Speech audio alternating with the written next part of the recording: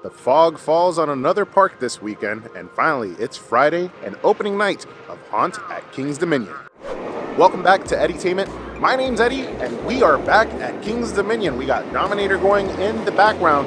It is the opening night of Haunt, and we are here to check it all out, bring you guys along and give you a first-hand guide of everything going on inside the park for this year's Haunt at King's Dominion. Let's get inside the park and have some fun. And we're making our way into the park. The eyes have returned to the Eiffel Tower. The dark has still not fallen, so it might not be too creepy, but in just a few moments, the opening ceremony should start. And we've made it in. Of course, we have to pay respects to the beautiful water features here at King's Dominion, and it looks like the show is about to start. Blood Rain. This will kick off tonight's Haunt. And here we go. The Queen is making her way out.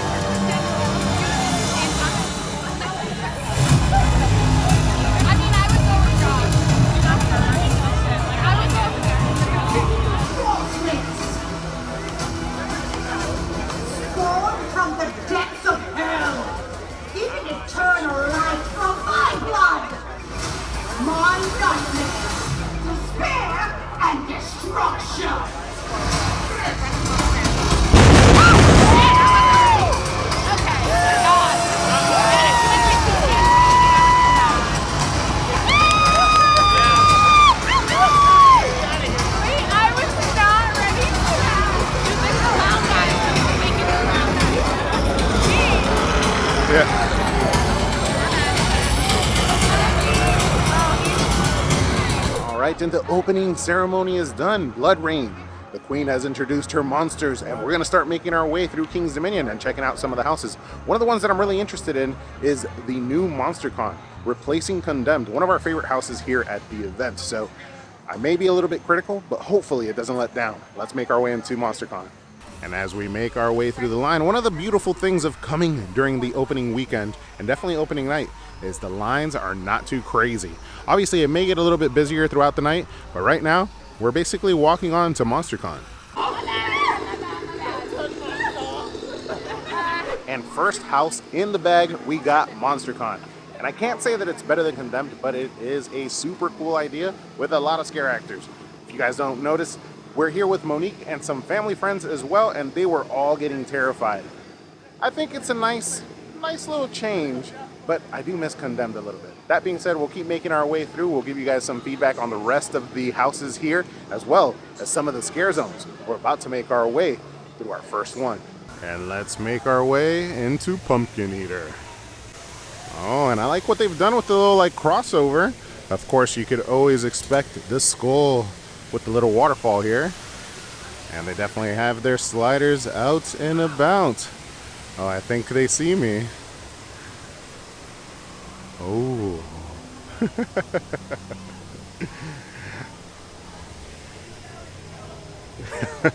I think she was going to try to sneak up on me. Pumpkin Eater, here we go. This is definitely our favorite scare zone here at King's Dominion. And we pop on over to the Parched Pig.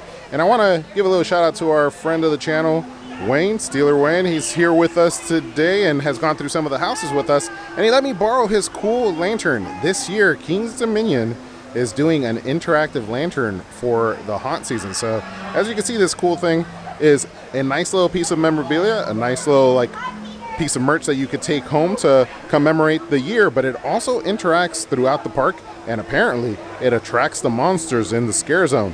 We've only seen some of the interaction. It's definitely gotten a little bit brighter. We'll see what it does throughout the night though. All right, and the team has their drinks, and Wayne has his lantern as we make our way through. Oh yeah, Pumpkin Eater is alive and well. I love the colors, the characters, and of course the stilt walkers. And of course, what's Pumpkin Eater without a little rotten pumpkin?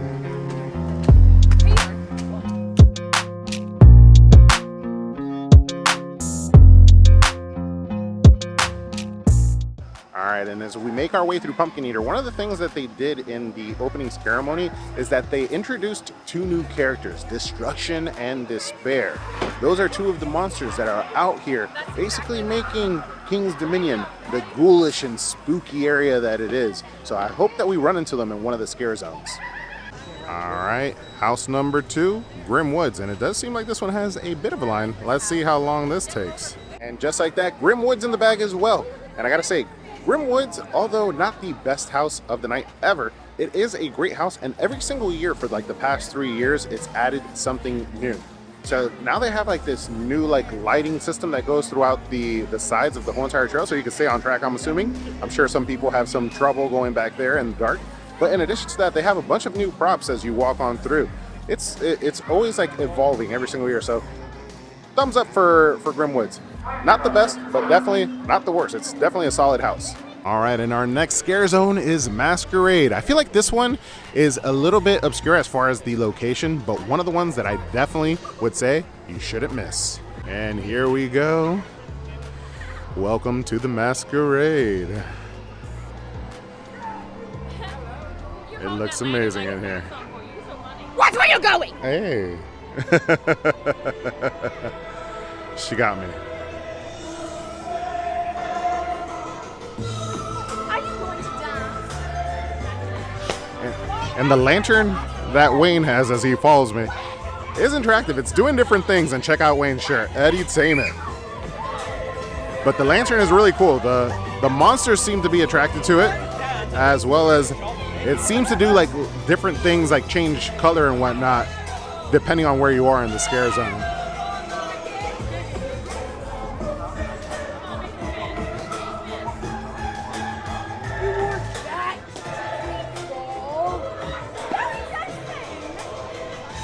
What are you doing? What is that? Witchcraft? Witchcraft. At the Queen's Ball! All right, and out of Masquerade we've gone. Masquerade never letting us down. An awesome scare zone here at the park. Like I said, it is a kind of like an interesting area where it's at. You could easily miss it and go around it, but I would definitely suggest to make sure that you make a concerned effort to actually go through that area, because the actors are doing an amazing job and the scenic design is amazing. But over here by the Grove Bar, now that we've exited, I wanted to point out something really quick. It is Oktoberfest starting tomorrow, a new event here at King's Dominion that you should check out. So we got 2 daytime events. The Haunt is no longer a separately ticketed event, so basically you could get 3 for the price of 1 here at King's Dominion. You get yourself your trick and treats, your Oktoberfest, and your Halloween Haunt in the nighttime when the fog falls. Look who we have, the Bells of the Ball, making their way. We're gonna start heading on over to Blood on the Bayou. And this ride right here looks beautiful in the night, but not a ride I like to ride. But it does look super cool as we make our way on over to Blood on the Bayou. And Despair and Destruction are over there, terrorizing the people in line. Here's another interaction on the lamp as we make our way into Blood on the Bayou. Oh, and it changed right back. Interesting.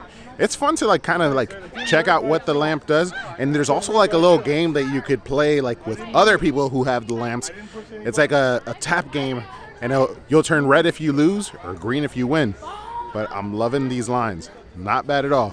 Now, one thing to mention is the event will obviously get much busier throughout its run. So a fast lane is something that you may want to consider, and we may be back to check out the fast lanes and see how well they work during Haunt on a busy night.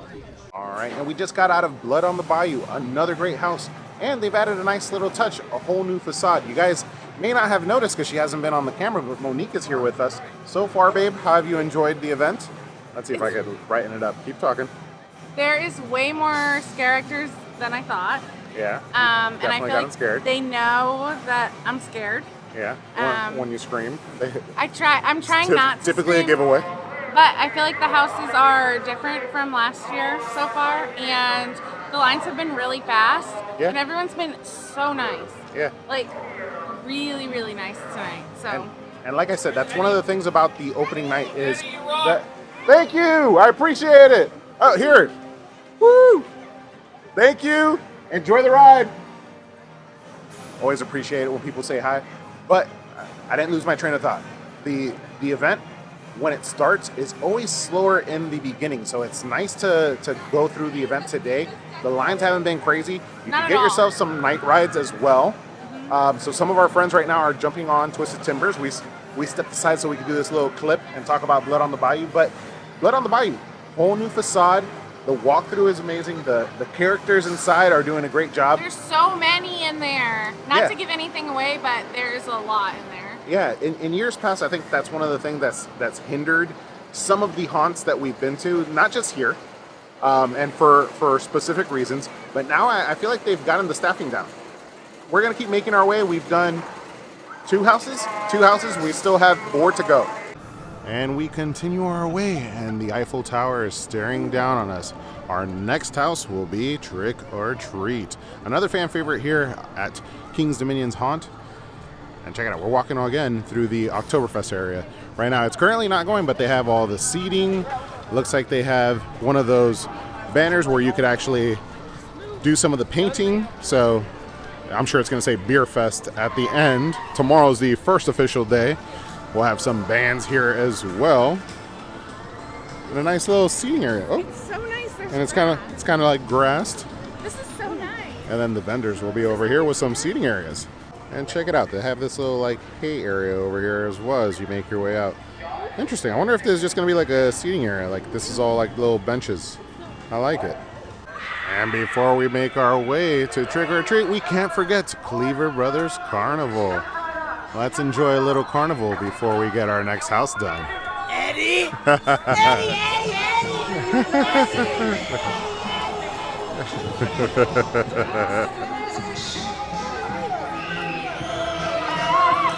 Whoa! They got sliders here. Oh, our friend is back. Hi, Eddie! Ah! I'm trying to focus on the scares. Ah! Oh, I love myself some stilt walkers. And then in this area, there will be some entertainers that will come on the stage. I'm not sure if we're going to see the show right now. We first are going to be making our way to Trick or Treat. But if it works out, we might catch ourselves the show that comes over here as well. Oh, man. These guys are active. Oh, it looks like one of the shows is about to start. You have it!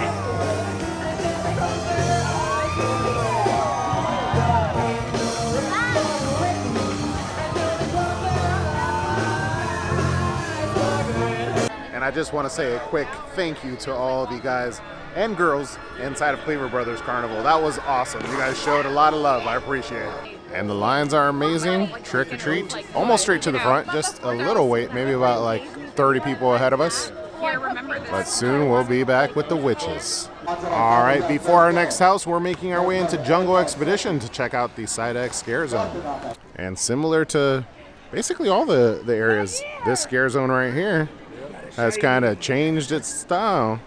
Before it used to go down that way, like towards Toonbilly, but now it's like right in the center plaza. And it was like this the year before last. And then of course you got Raptera in the distance. A little bit. And Fear is our next house, and it looks like everybody got a little bit of a facade update. Just like Blood on the Bayou, Fear has these like cool fencing with the Fear lettering cut out of it. And as you can see, it's straight to the front of the line.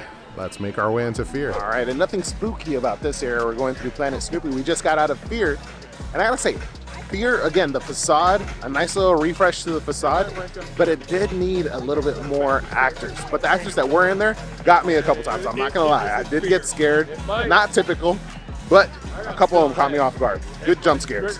So I think Fear is one of those that's gonna need a little bit of time to kind of build up and maybe get a couple more actors in there that get in the groove before it really hits its stride during the haunt season. All right, and I had to stop right here with this beautiful background, the Eiffel Tower in red. We're making our way over to our last house, which is the Corn Maze house, and we're gonna pass the main stage, which the shows are going on. We may miss the shows today. We've been taking it nice and leisurely just because the lines aren't super long and we don't need to rush. And we've been stopping, getting drinks, enjoying some rides and whatnot. But we will be back multiple times. Who knows? Maybe after we go through the house, the show will coincidentally be going, but we may miss it today. And just a quick look at the main stage, which looks beautiful under this ambient light with the fountains in the back. We got Conjure the Night, which will hopefully be going on before we leave, and hopefully we don't miss it. But if not, we will be back. Over at Carowinds for their Scarowinds event, their Conjure the Night actually changed this year, so I'm wondering how the one here at King's Dominion is going to be tonight. And with Cornstalker in the bag and this beautiful background, we have finished all 6 houses and gone through all the entire park. Guys, we had an amazing time checking everything out. This year really is starting off well. Obviously, it's the opening weekend, so some things may improve or change, but that being said, it still was an amazing opening Friday. All the houses are amazing.